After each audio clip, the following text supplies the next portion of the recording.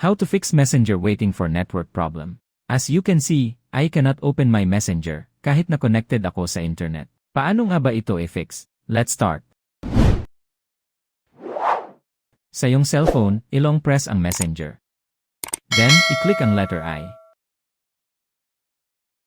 Scroll down and click Storage. I-click ang Clear Cache at Clear Data.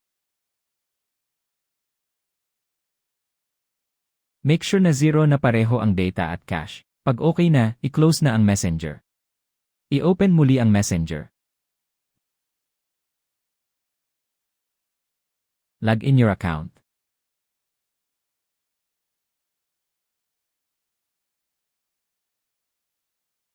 Sa Save Login Info, i-click lang ang Save.